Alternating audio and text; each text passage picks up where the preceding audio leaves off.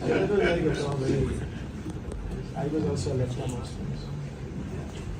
Come in. Is it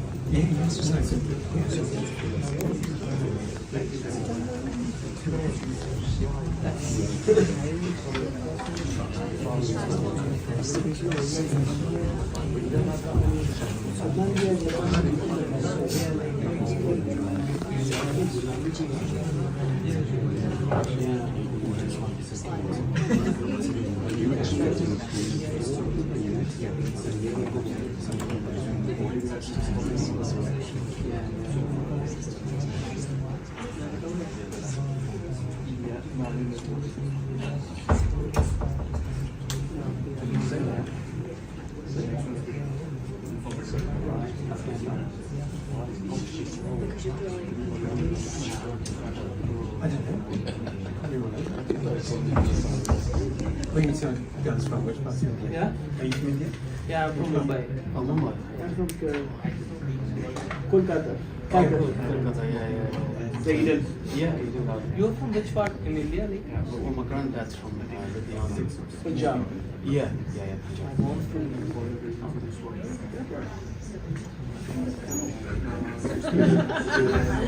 Sorry, we're starting in a couple of minutes. I think the class has just finished and there's people still filtering in, so slightly late start, but we'll start in 2 minutes or so.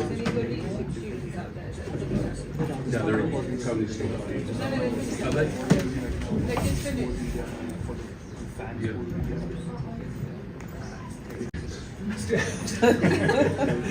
class.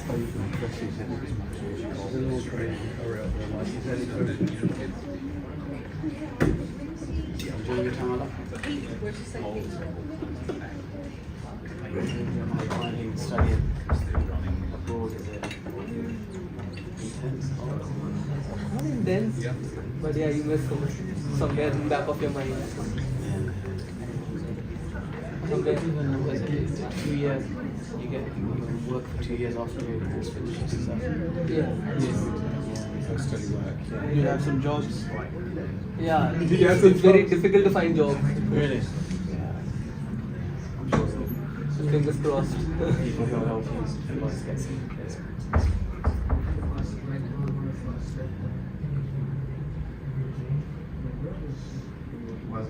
That's it?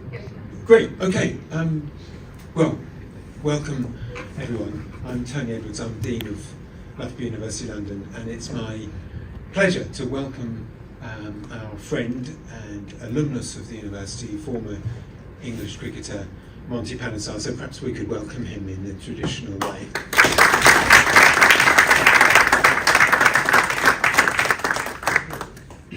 So Monty, you know the format because you and I have done this before. But I'll ask you a number of questions, almost autobiographical really, taking you through your life, a particular focus on your emergence into cricket, your experience with the university, some of the key moments in your career, and at various points Dipesh will play videos of some of Monty's finest moments. I guess we'll take about 35-40 minutes for the questions, and then I'll throw it open to the floor. I have it on good authority that at 6 o'clock some drinks will arrive in the area just outside here, and we can continue the chat with Monty in an informal setting. Monty, you were born to parents who'd recently come to the UK from the Punjab area of India, and born in Luton in the early 1980s. And your family life was one in which cricket was very prominent, I think, wasn't it? Perhaps you could share your reflections on the sort of family's interest in cricket and how that stimulated your own. Yeah, like I think for me, I remember growing up in Luton, and we had a cricket club called Luton Town and Indians, which predominantly was people from Navsari, Gujarat, if there's any people from here or that part of the region. and they wanted like one cricketer to play for England. And I used to be, short Punjabi lad and quite sort of chubby, and my dad just said, well, why don't you do like, youth training on a Sunday with Luton Town and Indians, and actually just go and play cricket just to be fit. But naturally, I managed to, when I watched the 92 World Cup, I wanted to be like Wasim Akram, and I was trying to bowl like him and everything like that. And I managed to go for the under 12 trials with Bedfordshire, and I got in, and that was it. Then I started to play more cricket. But then the real change happened for me was at the age of 15, when I met Paul Taylor, who was the coach for Bedfordshire under 15s, and he looked at my fast bowling. He goes, I don't think you're going to get any quicker, right? So you got long fingers and you got broad shoulders. Why don't you try left arm spin?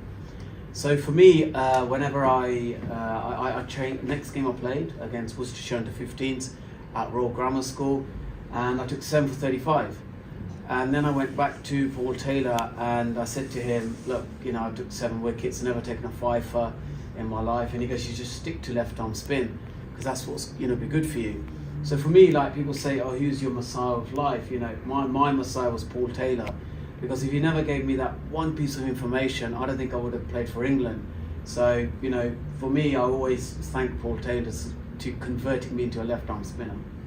And this was at Northants, was it, in your early days as a sort of 16, 17, 18-year-old at Northants? Was that the period? No, it's for Bedfordshire. Bedfordshire. Yeah, and then quickly I played for, the following year I quickly played, minor counties with Bedfordshire. Right. And then there was obviously Wayne Larkins, who played for Northants, was at slip for Bedfordshire at the time, and he said to me, you got actions very much like Bisham Beatty with the way you bowl your left arm spin. And I learnt that action from an MCC book, which was forwarded by Tony Lewis. So if anyone sees it in the library, do sort of pull it out if it's in there, because it had Bisham Beatty's action in 60 pictures, and I just followed it, as a obsessed about cricket, obsessed about bowling left arm spin. Just watched his frame by frame and then copied his action through there. So I was very lucky that I had that book. My dad kind of was always a cricket fan, and he had that book there, and I went through it since Paul Taylor said I should become a left arm spinner. So that's how I kind of developed my action. And so you moved from Bedfordshire to Northants and broke into the first team there, and also broke into the England under 19 team around that time. So who were your contemporaries? Who went on from that England under 19 setup that we might know? Well, obviously James Anderson, you all know. He's at the age of 40, #1 bowler in the world. So he was brilliant at the time. Chris Tremlett played with him under 19s. Ian Bell, he was under 19s as well. Gary Pratt, do you remember him when he did the famous run out in 05? If anyone remembers the Ashes, he played in that team as well. Yeah. I think that was it really. So yeah, there was a good bunch. So you faced a dilemma at that point, I suppose, about whether to play full-time cricket or go to university and continue the cricket and then look to play full-time either alongside your studies or in a concentrated way after your studies. And you made a decision to join Loughborough at that point. You went as an undergraduate to Loughborough. So perhaps you could share some of your experiences about the university with our friends. Yeah, that was an interesting decision for me, because at the time, Northants, I said to Northants, I want to go to university, because the ECB at the time got these centres, cricket centres out at universities. So Loughborough, Oxford, Cambridge, I think Exeter, Cardiff, Durham, they were the 6 universities. And then I spoke to Nick Cook, who was my coach, and he was a left arm spinner himself. And he goes, well, out of 100 cricketers, I'll probably say 99 of them to go to university, but yourself, I don't think you should. You should continue becoming a full-time cricketer. But then at the time, I remember having a chat with Graham Dilley, and he said, look, you can come to university here, we can get you the course that you want to do. Obviously, these are the A-level grades you need. and then trying to see if you can, put your application in and see if you can get in. And obviously my application, I got through and I got onto the computing and management course. And then for me, it was like trying to get the best of both worlds, really. I went to Loughborough Uni, the campus obviously in Loughborough, and it was brilliant. The sports facilities were unbelievable there. They had a really good setup. During the evenings, we would do either some sort of fitness or cricket training, and at the time they had the cricket centre there. And then during the day, I would do obviously my course, which was 21 hours a week. So then I planned, everything as you do when you're young, because you just want to every step of the way be absolutely, you want it to be perfect. So for me, I thought, I'm doing cricket as well as education, and sort of being from Asian families, they obviously tell you to do education first, right? They say either you want to become a doctor, a lawyer, or an accountant. These are much more important things than becoming a sportsman, because of the longevity. You just never know. Can you sustain a sports career? Back then, I think now obviously times have changed a lot. I went to Loughborough. It was brilliant there. There was unbelievable sort of student union as well. We used to have I think Friday night disco. Used to be like this Wednesday Hey You, where all different sports people dress up in a different way. So I really got the understanding of Olympic athletes were there. There were rugby athletes, footballers. It felt like I was in a centre of sport. This was like the capital of sport. If you're a sportsman who's going to go over and play for your country, this is a place to be, to get education, and the facilities were unbelievable. It was just another level, what Loughborough can provide. So, and that's, I know, what gives you this link with the university. You're keen to work with us on a variety of things. That's great to hear. And I suppose upon graduating, you then did embark on full-time cricket, and 2005 was a significant year for English cricket, wasn't it? As every Australian remembers, with Aaron in the audience, we gained the Ashes, but for you personally, you didn't break into the England team that stage, but it was a breakthrough year for you, wasn't it? That you had probably the most successful year on the county scene at that time, took over 50 wickets. Do you want to reflect on that season? I think that's probably one of the reasons I went to university, because then first half of the year you played 3 or 4 games against the first class teams, and I think I remember playing against Kent, and I think Ed Smith was playing for Kent at the time. He sort of recalls I didn't get him out. He's probably right. I think he got 100 or something, so but that was the opportunity we got, to play against some of the the teams, so they got to see you what your bowling was like. And then second half of the season, once I finished university and we won sort of all the competitions, then I can play sort of when the wicket is slightly drier. And then the final year of my university, when I went back to Northants, I think Northants were losing every game, not doing so well. So I played the last 8 games, took 51 wickets. And at the time, Jeff Miller was the national selector. I had an opportunity to speak to him, and he was obviously very impressed with my bowling, because I was taking wickets home and away. It wasn't just on turning surfaces. And at the time, we had brilliant, spin bowling. I had Graham Swan, Jason Brown, Mark Davis, obviously myself, and it was just, brilliant quartet of spinners. So I was very lucky at the time, because the following tour was to India. And I remember Kepler Vessel said to me, look, you're getting look like a bit of a bodybuilder's physique, and you should drop the muscle down a little bit. And then I went to Adelaide, and I was the first intake with the Darren Lehman Academy in Adelaide. And which winter was this? That was 2005. Okay. And so in 2006, on the tour of India, you were called up to the England team at that stage, and got your debut in the Nagpur test. And this isn't a question for you, this is a question to the audience. Does anyone know who Monty's first test? I didn't even need to finish the question, did I? Indeed, Sachin Tendulkar. Now, Dipesh, you wouldn't by any chance have a clip of Monty getting Tendulkar in Nagpur, would you? To a somewhat watchful Sachin Tendulkar. Setting his store out, it's a wicket you've got to get in on. He's giving himself every chance. England still in the driving seat. It's a big shot and it's out. That's a big wicket. Pad first. That was back first for sure. Brave decisions.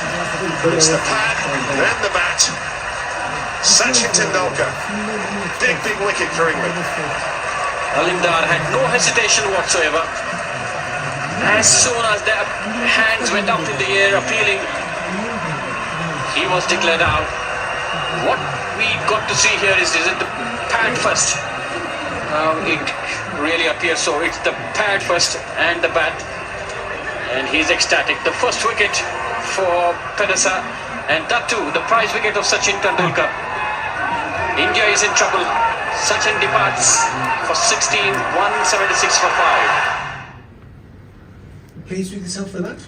Yeah, I think I was very pleased. Yeah, it was one of them moments where you just couldn't believe that it was really going to happen, taking Tendulkar, because in India he's like, you know, the god of cricket, right? And sort of taking his first Test wicket was just unbelievable. And I think it was more towards his greatness, how great he was as a player, and me just being completely shocked to think that first Test wicket was Sachin Tendulkar. There were some very fine players in both sides at that time. I mean, the England side was excellent at that time. Had some very fine players in it, didn't it? As well as a Tendulkar set of other great batsmen playing for India. Special place to make your debut. Yeah, it is indeed. I remember when Andrew Flintoff announced the side, my name was the last one, and I went to Freddie. I go like, I'm a 12th man for tomorrow. He goes, no, you're playing. And I was like, are you sure about this? Because there's Tendulkar, Mohammed Kaif, Laxman, Dravid, Sehwag, Dhoni. I'm like, I don't think I'm quite ready for this. I thought I was on this tour just to get experience and then go back to Northants, had a new 2-year contract, just keep developing my cricket. But he really believed in me. He believed the way I trained and the way I was an attacking spinner. He thought, I want someone who's attacking, to get wickets. And I immediately went into my room, did all the field setting, and this is where I want everyone to be.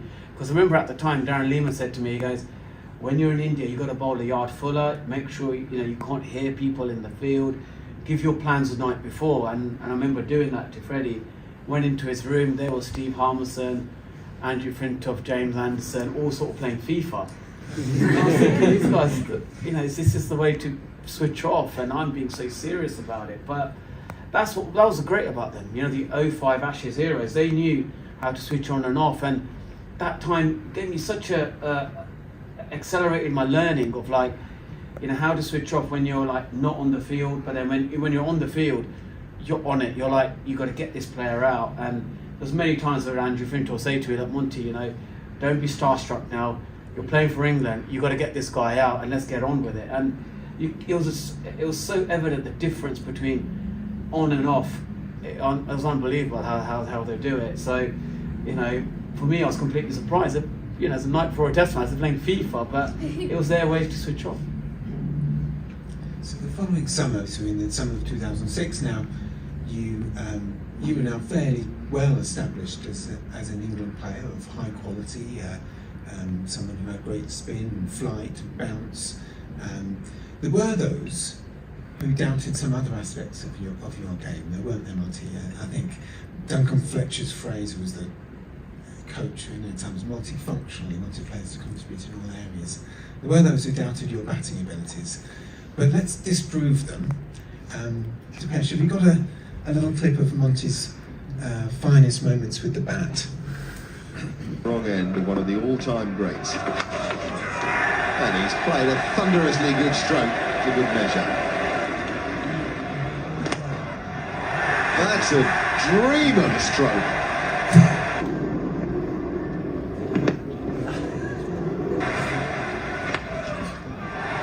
What a good hit!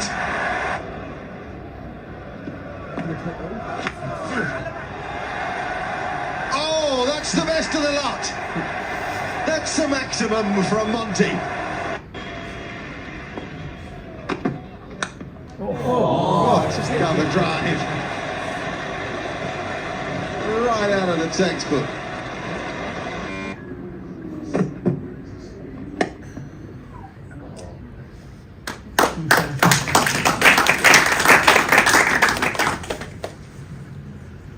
pleased with that as well?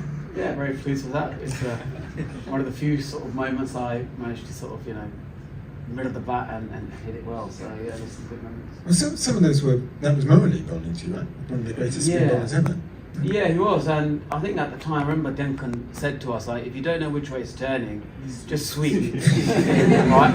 I watched the first ball and I thought, I've never seen the ball in the air shapen in such a different way. I thought, I don't know which way it's turning, I'm just going to sweep it.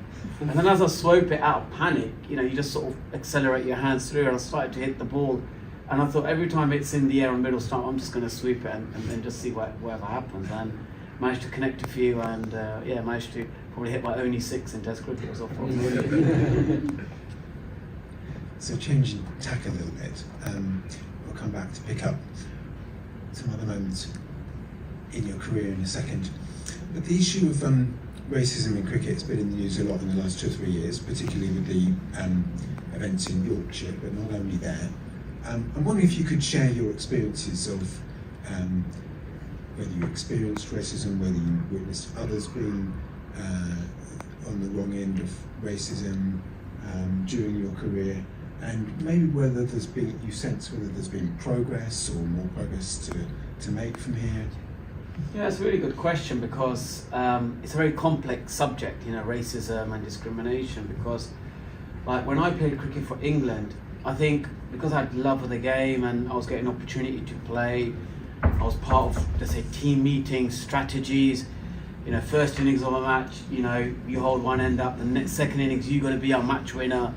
So I very much was included, part of the setup. And maybe like when I played for England, I didn't experience racism as such. I probably, was playing for my country and very much feel part of it. Like I remember playing at Lord's, Freddie throwing the ball at me and the whole crowd cheering and all of that. But I remember then going deeper into it. I looked at when Anthony Joshua talked about it, Lewis Hamilton talked about it, and they all kind of said that, well, we're famous, people. Everyone knows who we are. We walk in a dressing room, in any meeting or any event, everyone's going to know who we are.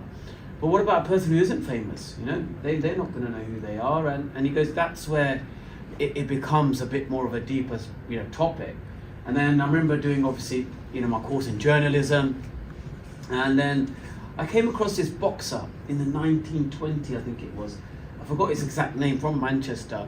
He was a black boxer who wasn't allowed to fight for the British title because of the colour of his skin. And I looked that upon myself and I thought, what if that happened to me? Playing for England, I wasn't allowed to play because of the colour of my skin. Then I felt that actually that is what racism is.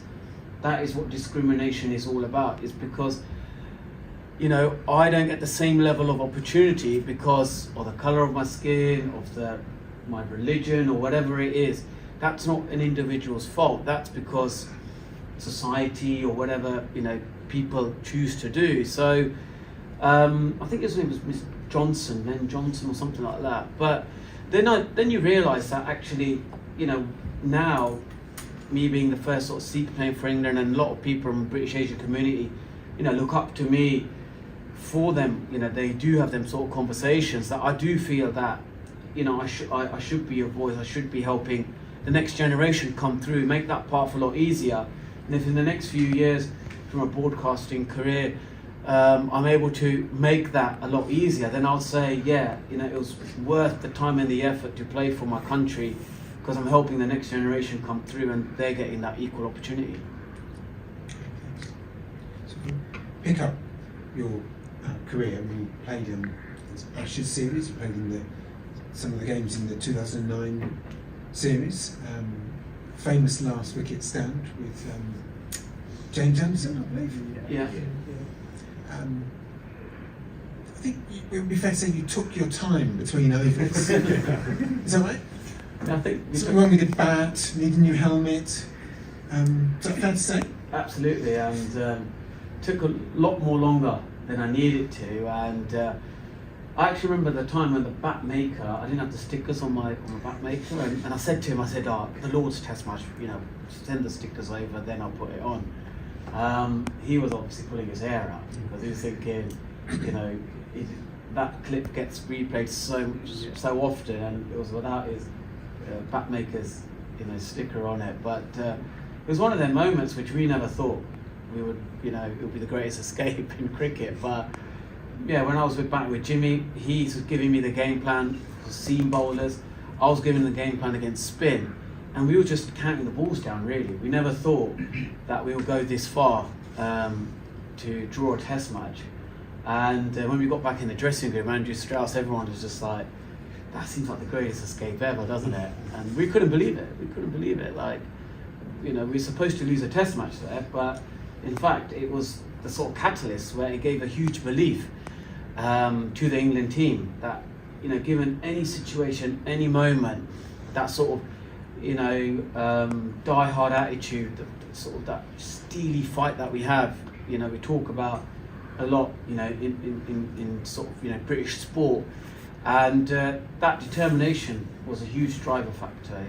I think the next 18, we had a goal in 24 months to become the #1 team, but we did it in 18 months, and it was just, a lot of people said that was the sort of catalyst that gave that belief of we can, save a test match, but also when we're in a dominant position, we kind of like keep the foot on the throat and win the game as well. So indeed, perhaps the highlight of that cohort was the tour of India in 2012, in which you played a very prominent part. You had an 11-wicket haul in one of the games, I think. And was that the best team you ever played in? That was probably the best sort of group of people that we played in. It was just like Andy Flower was so regiment. He was so brilliant at putting pieces together. How do we get to become #1? What areas do we need to get better at? And he just put so much pressure on players. They said, look, that's an area you've got to hit it 6 times. If you do it, great. If you can't do it, I'll find someone else. Just put so much pressure on people, on batters. If it's a green surface, outside, off stump, you do not play on the up, or you do not come back in the dressing room. Just like really strict, orders. But then it helped the team. It helped the team because when it was time to go after, he goes, yeah, go for it now. The balls are doing much, really, play aggressive shots. And he just gave that discipline to the side, and it was probably the best team I played together. Within a year or two, that the wheels were coming off a little bit with that particular cohort of players, weren't there? And there was a tour to Australia, the following winter, I believe, maybe 2 winters later, in which you featured too. We could dwell on many aspects of that, and Aaron would like us to dwell on the good moments for Australia, but I've chosen one in particular that Depeche might show for us of a successful moment for you on that tour. So Panesar will continue. Almost knocked him over. Got right through Michael Clark's defence. Let's have a look at this. There, that has spun, and a bit of dust too. So Michael Clark goes, and Australia now 3 for 65 in the 3rd innings of this game, and Monty just, there we are, just a little, might have got the pistol out of the holster. Famous. That was one of my favourites.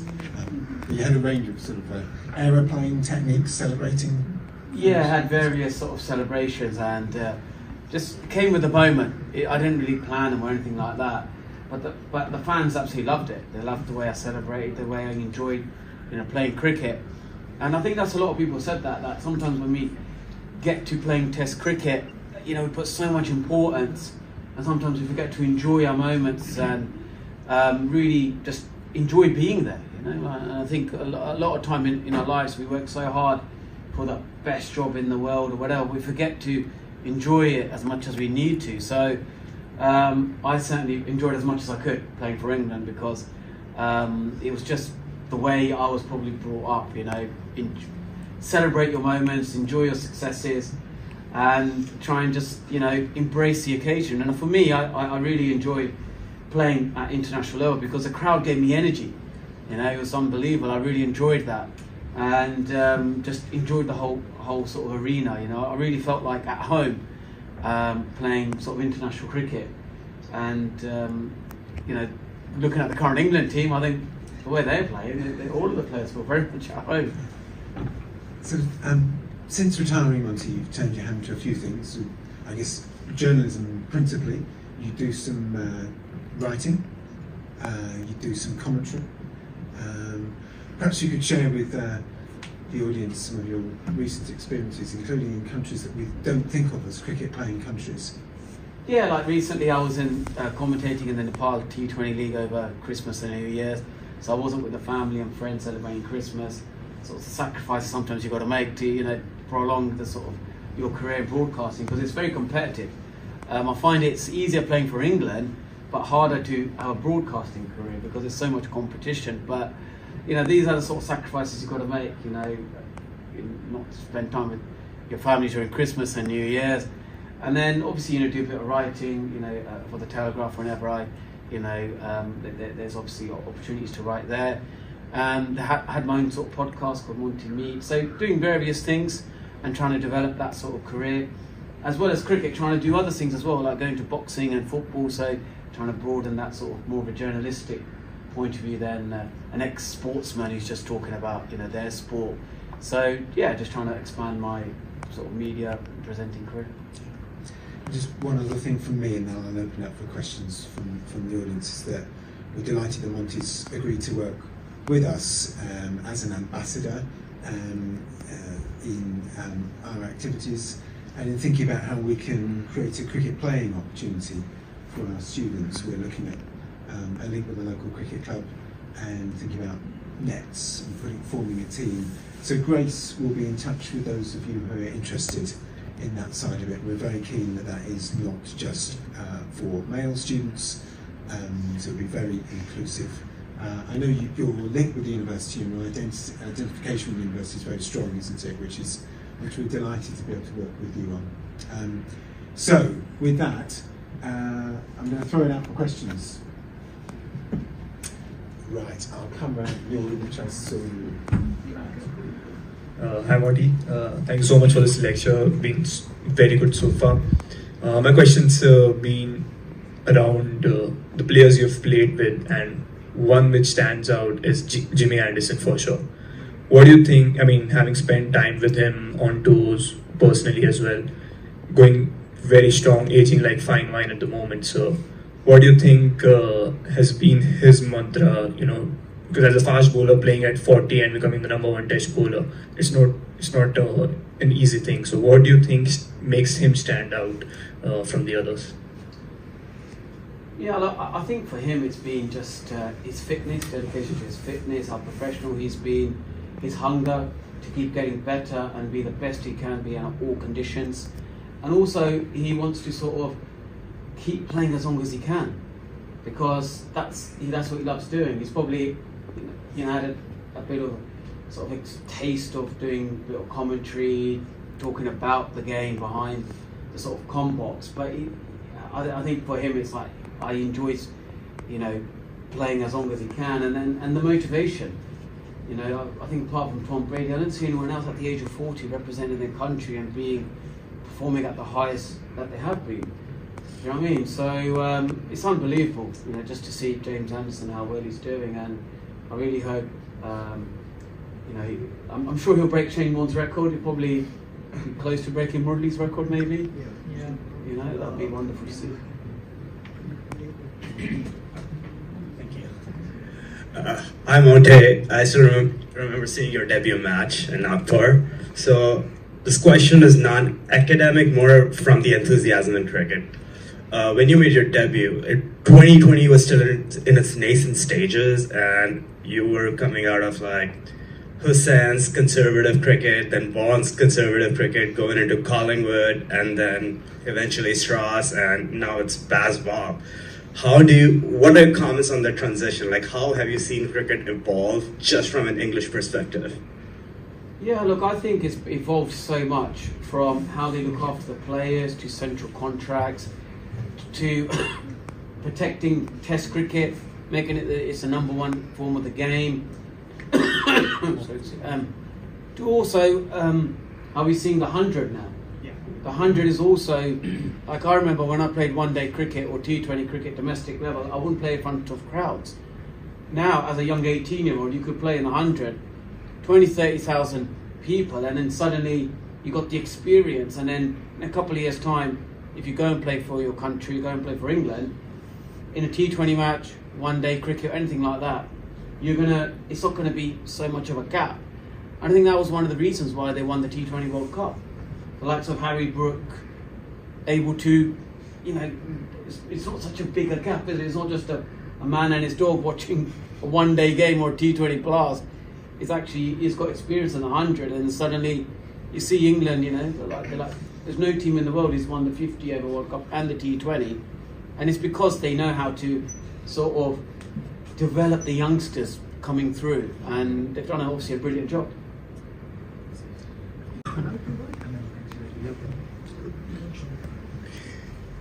Hi Monty, so just one question.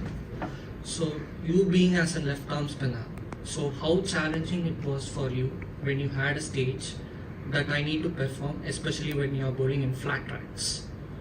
Can you just share your experience? Yeah, I think that's when you look at the shape of the ball rather than the ball reacting off the pitch, and you have to more focus on spinning the ball and how the shape is, and that's the area where you kind of like ask the batters in the nets, right, how's my shape, how's the shape of it? Because I remember in Australia, like when you're playing against the flat pitches, you've got to get a lot of revolutions on the ball, and that's the difference between someone like Nathan Lyon, who's done so well because he gets brilliant revolutions on it, and because of that he's not worried about how he's going to react off the pitch. He's already, all the hard work is done in the air and the way the ball dips, and then after that it's just a byproduct, the way it reacts. That's what you've got to do when the wicket's very flat and there's not much grass on the pitch. So that's where you've got to focus on what's it doing in the air rather than what's doing off the pitch. Go ahead. You go ahead. Can I speak without mic? Sure. Yeah, thank you. Please. Monty, as we all know that England won the 2020 T20 World Cup. So my question is, whenever I talk to people here, I'm not talking about Browns, but whenever I talk to, not from the college specifically, but they have very less knowledge about cricket, because I have seen that football is dominant here, but whenever I ask someone, do you know what is cricket? They have no idea about it. I am asking you this just because England actually has a very good cricket team, and people who follow cricket, they do have stats about England cricket team as well. But why do you think that football is so dominant in UK? Like, it is dominant, but why people in UK have so less knowledge about cricket? Like a generalized question. I think because many people don't. Yeah, I think because it's to do with the media channels, right? 90% of Sky Sports or even Talk Sport is run by football. Big sponsorships come from football and not cricket. So, everyone's gonna everyone has we have a local team, a Premiership team. It's so weird. When I'm away, Saturday 3 p.m, I'm always, looking at the football, and I play cricket for England, but I follow football so closely, and it's just because it's 90 minutes and football's very much part of it's a British institute, the English Premier League, yes. and it's very much the most successful league in the world. During the football transfers that we had recently, we had 5 times more money pumping into the English Premier League compared to the Spanish, Italian, the Bundesliga, yes, which was once equal to English, but it isn't, because all the best players, the best managers come to the English, league here as well. And another thing is because we see Euro 2020, we saw the women's, football come through. In England, they know how to, when it comes to world events, they just know how to run it really well. And everyone around the world, that's why they love coming to England, because they just, as a sporting experience, you get, a brilliant experience. And so, do you think that participation is also a problem? Because many countries don't play cricket, whereas they play football. So do you think that is a problem as well? Well, I think around the world, everyone's going towards football because yes, of the British history, as it suggests. Football was, it's easy to play for a lot of countries, even at the poorer levels, because it doesn't cost so much. Right. But for cricket, it's it can be an expensive sport, and now they're obviously developing it, and with the T20 franchise leagues, right, we're seeing a lot more, cricket come through. Recently, I went to Nepal and I saw the talent coming through. A lot of them cricketers could come to England and play club cricket and become better, but there's a visa problem there as well, because apparently in Nepal, passport is not very strong, to get here, because they may just, come to England and then suddenly, you won't see them again, because for them it's the way to escape, obviously what's happening in Nepal. So I think football is still the number one. You look at the women's game, you look at how far women's game come through. We saw recently when they beat Norway, I think it was 6-1 or 7-1. After that, the popularity was huge in the women's game, because football is like that. Everyone just drawn towards it, and the leagues get massive all around the world. And we hope cricket can have that similar effect, because I think the major sort of cricket league is going to start in America this year, and that is beginning to sort of expand. But at some point, there's need to be a tipping point. With all these franchise leagues, they've got to say, we need to fund some of the money towards Test cricket, because they've got to make sure the number one game is protected. That's right. And I think that's where the ICC slightly got it wrong. They've given all the countries to develop it, but I think they've got to give back something to Test cricket. Yes. Thank you. Hi Monty, thanks for sharing your thoughts. It's really good to get your insights. I've got to declare I love me cricket. However, as an academic, I've got to ask you a two-fold question. What kind of student were you? You didn't actually say. And what do you think your studies did for you in preparation for your sport and your life after? Yeah, that's a really good question. I think I was an A-grade student, as you can all tell. But also, I think study helped me to switch away from cricket, but also helped me to think about it in a different perspective, and able to me sort of think in a much more broader context, open my sort of thinking, my eyes a bit more, and thinking how the world isn't just about spinning a cricket ball. There's more to life. And I remember doing a course at Loughborough as well, back in 2014, 2013 as well. And that was an interesting course too. It was international sports management, and that was a nice different sort of looking at sports from how it's governed, how in England, back then the government put so much emphasis on playing fields and making sure sport was at schools, at recreational level, people got opportunity to play sport, And then when you go to some of the other countries, they don't really have that level of governance. So sometimes we're very lucky to see how the British government and the thinking behind it. We have some of the best thinkers. Cambridge University, Oxford. You see some of the great prime ministers. They all come Oxford and Cambridge, or some here. When I go around the world, everybody wants to study in the UK, because it's the way they think, the way they create systems, the way they develop structures is why I think probably in England I think education is probably best in the world. So Loughborough London hasn't yet produced a prime minister, but only a matter of time. Next question. Hi. My question was, you said that there should be a focus on Test cricket and the growth of it, but then with the skyrocketing prices for Tests, right? Doesn't that kind of defeat the whole purpose when you say that we should promote it? I checked tickets last night for an Ashes Test, and it's about like 400 at Lords, and that's ridiculous, right? I mean, we wouldn't want to go for that. But the access as such. Across actually stadiums, it's not just Lords. Across tickets are at least about £250, and for people who actually want to genuinely go and watch, and then it becomes a problem because they don't want to pay that much. Yeah, like that is a really interesting question, because I think especially with some of the international students coming over, like when I was in India, tickets are only 500 rupees, right? That's like £5, right? But yeah, even less if you want to go and watch an international game. But here it's like £50, £100, 10, 20 times more than it's required. So that's something, hopefully, myself and obviously Ed's, part of the sort of Loughborough University sort of family as well now. So when international students do come over, that they get the experience to go and watch maybe the 100, a T20 Blast, or an international match, probably hopefully at a discounted rate. Our rates are affordable for everyone. So I had this question about your personal attributes. So you had this amazing career, being the elite of the elite, playing at the highest level in the world. What personal attribute do you think was the best factor in you achieving all this success? For you personally, not the outside factors, but what you did. I think for me it was like trying to live a disciplined life. You know, when you're 18 to 21, I remember like, you know, I had a mentor and a coach at the time, and even like, you know, my parents, they said, you know, 18 to 21, 18 to 24 is such a delicate age. You can get distracted to so many other things.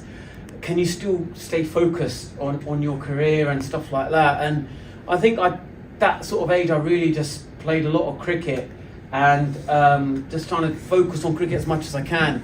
And then later in life, you know, trying to maybe, you know, enjoy the other sort of sides where your friends will be going out on a Friday night, but you're like staying in because you got the game, a club match or a game on Saturday. And I think that's the kind of thing, you've got sacrifices you've got to make if you want to achieve your long-term goals. And then once you're there, then, you know, you can probably relax a little bit. I won't ask you what mistakes you made between the age of 18 and 24, Monty. We all made a few, but a couple more questions coming up. So my question is regarding post-career transition as a player. Could be any field right now in the media, broadcasting stuff. So what do you think are the challenges which players and athletes, especially cricketers, they face, you know, going into that phase after, you know, post-career? Because I read somewhere New Zealand cricketer Chris Gaines, he did not have a nice post-career transition as well. So what's your thought? What are the challenges you've faced? Yeah, I think the challenges are like, if you're not like an ex-England captain, because I think if you're an ex-England captain, you tend to, you know, doors tend to be open for you, don't they? You know, I look at, you know, if you're a commentator, Mike Atherton, you know, Nasser Hussain, Ian Botham, and then like BT Sport, now they have Alistair Cook there. So you can see the common thread is that if you're an England Test captain, you tend to like, you know, it's pretty much there. You know, it's there for you, and they want to know about your, you know, you're thinking about the game. And since you've been a captain, you know, there's going to be a lot to offer. But then the difficulty is for cricketers like, you know, myself who's retired, you kind of think that, oh, you'll get the same maybe level of opportunities, but it doesn't come across like that. And that's why I ended up doing a course. And so then the people in the journalism world would say, oh, he's taking it very seriously. He can actually become one of them sort of, you know, media broadcasting people. And you've got to keep pursuing that career, you know, you can't just give up. You've got to keep going with it. And it's the same with you guys, you know, you guys come here, you're going to do a course, and then the next stage, a lot of people have said, you know, is to get the work experience, to get the placement, and you can't be disheartened, you know, you got to, instead of thinking, oh, why am I not, that's not happening to me, you know, you got to think, how can I get my skills even better?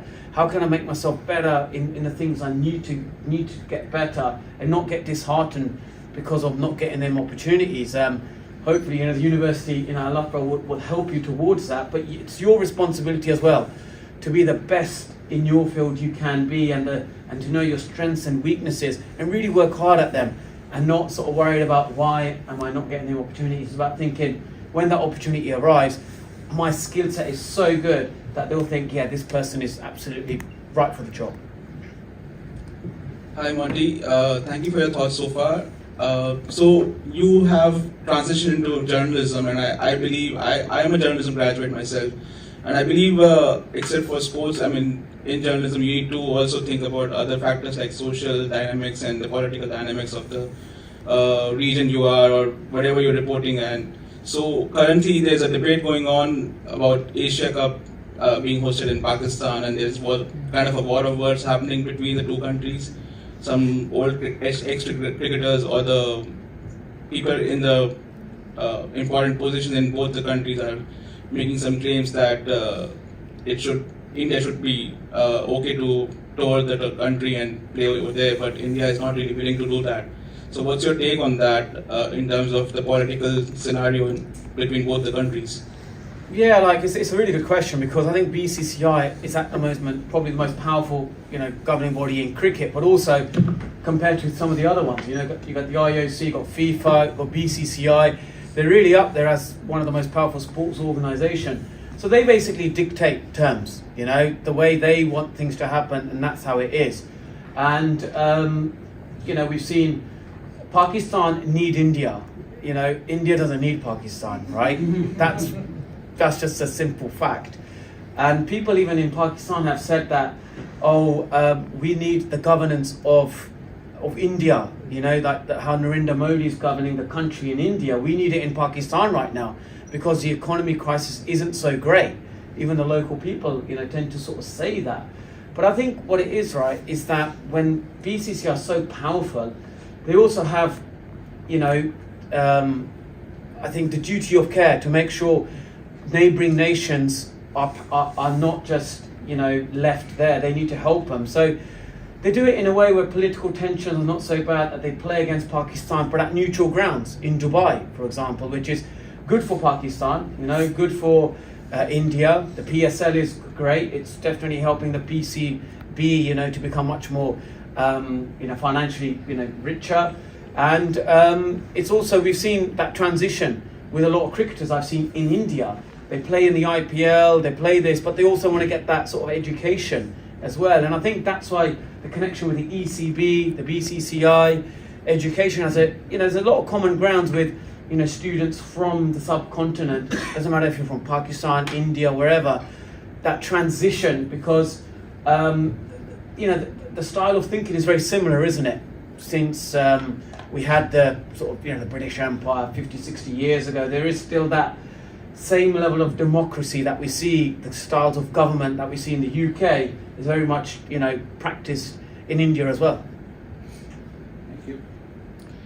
So my question is, actually I have two questions. The first one is, do you follow any Indian cricketer during your career or even right now? Yeah, like, look, I follow like Harbhajan Singh, you know, who's a left-arm spinner himself, and you know, like Tendulkar as well, Sehwag, Yuvraj Singh, you know, all of the sort of, you know, the greats, you know, of the game at the time. But I think for me it was like, I followed Harbhajan in particular because he looked like me, he bowled spin. So when you're young and you're thinking, right, who looks like me, who's that person that I can be like? You know, Harbhajan Singh gave me huge inspiration. He played for India, I said I can do for England. And I think generally in life, that's how we go up, you know, whoever the leaders or the people are, we tend to think, right, this is the person I want to be. Who's that person in my field that looks like me, is like me? I can become that person as well. So I think, yeah, that's the motivation we have, you know, and that was my motivation. I looked at Harbhajan Singh, I said, he did it for India, I could do it for England, and that's how you kind of like, you know, keep motivating yourself. That's great. Just one more question. So, any funniest memory with the team, or, you know, anything funny that you would want to know? Yeah, like I remember when I played my first tour in India, and I had both Harbhajan and Yuvraj say to me, look, do you want to go shopping with us? And this was in Mumbai. We was in the Taj Hotel. I was a shy kid. I thought, I don't think I should be going shopping with the opposition. I wish I did. Because I'm sure, you know how wealthy the Indian cricketers are. They probably would have had their credit card with me, would have all the shopping load, would have been free of charge, you know, and it would have been a brilliant experience. Thank you. Any remaining questions? Yes. Anyone here as well? Yeah. Since I'm here. No, I don't need a mic. You don't need. So, Monty, being as a player, take on of WTC finals, I think, I mean, who do you think they will be playing? Whether India or Australia, or India, Sri Lanka, or India. And second thing, I personally feel that Australia is, right now it's down at the par, but if they come here, if they are up against India, so I personally feel that India's batting is a bit down because the runs are coming only from the middle order batsmen playing with 3 spinners. Obviously here it will be 1 spinner. So what is your take on India to dominate in here to win a WTC final, since they don't have the ICC trophy for ages? Yeah, like I think India are dominant in India, aren't they? They're unbeatable. No team can beat them in India, and even they're like the number 1 in T20, one-day cricket. I think they were number 1 Test cricket, and then a few hours later, the ICC re-corrected that, and they were second, and Australia's still number 1. But when I look at the World Test Championship, I do question their system and structure, because you look at England, probably have played the best Test cricket over the last 9 to 10 months. And I think England versus India probably been the fitting final. But it's probably end up being India-Australia. because I don't see Sri Lanka beating New Zealand in New Zealand, right? I think New Zealand will win that as well. But so I think it's most likely that when I went to the World Test Championship when they played at Southampton, India did play really well. It was just Cole Jameson was the factor. So it'll be interesting to see that when Australia and India do play at the Oval this summer, who are the fast bowlers available and what sort of pitch. I think with the BCCI, obviously they will demand not a blade of grass on that pitch. So you also say that Australia will dominate India here? I think if it's a flat wicket and there's no grass, I think India will probably dominate that. And it's at the Oval, so they'll probably play 2 spinners as well. So, look, hopefully, you guys can get tickets for that match. I'm sure you guys will definitely want to go watch India, right? And so, yeah. I think final question was over here. Yeah, it's alright. So, Monty, my question is since we're talking about the World Test Championship, so we can see that there is a very big disparity in the number of games played by each of the teams. So, do you think it should be equivalent in order for ICC to actually judge who needs to be in the finals? Because, like you said, England has been playing very well, but they're not able to go to the finals. But if, let's say, all the teams play like 10 to 15 or 12 tests each, then would that be a right way to go about it? Because some are playing 20, some are playing just 8 test matches and winning 6, and their point percentage is high, so they get to go. So, what is your take on that? Yeah, look, I think for that is that because the big three are ECB, Australian Cricket Board and the BCCI, they can afford to play more test matches than some of the other teams because they play T20 cricket and they make much more money through that, but they probably don't make the same level of money when it comes to test cricket. So that's an area that they need to look at, where they just sort of say, can we somehow, if there's T20 franchise crickets around the world, where they all kind of put in a fund to help test cricket with the smaller nations, and they can help them with their infrastructure, or they give them extra funding if they can, so they can play more test cricket where they probably lose money. You go to Pakistan, it was unbelievable. They paying $2 million in security, but they obviously need the cricket there because it helps, and with the local fans watching. But how long can they sustain that? After a while, they will probably need some sort of funding somewhere to help with the security costs. So I think that's something that they need to do. The ICC need to look into how they can help some of the smaller nations where they can keep playing the test cricket, but then maybe give them extra funding as a compensation. Monty, thanks. A couple of observations from me, and then we'll thank you in the conventional way. Be the best you can be was one of the phrases you mentioned, and I think it's a good way of looking at life, isn't it? It's, being the best is something that only a few people are going to do, by definition. Being the best you can be is a lovely way of looking at it. It resonates with me in the family routine in the morning as I take my son to the bus stop. Every single day my wife will open the window in the bedroom at the front of the house and shout out after us, "Be the best you can be," every single day, so it resonates very strongly with me. There'll be an opportunity to chat further with Monty in a moment over drinks. I looked out slightly panicky thinking the drinks haven't arrived, but they have, I'm glad to say. So there'll be an opportunity to chat, maybe have a photo taken with Monty if you want to. But perhaps you could all join me in thanking him for joining us and sharing his experiences with us.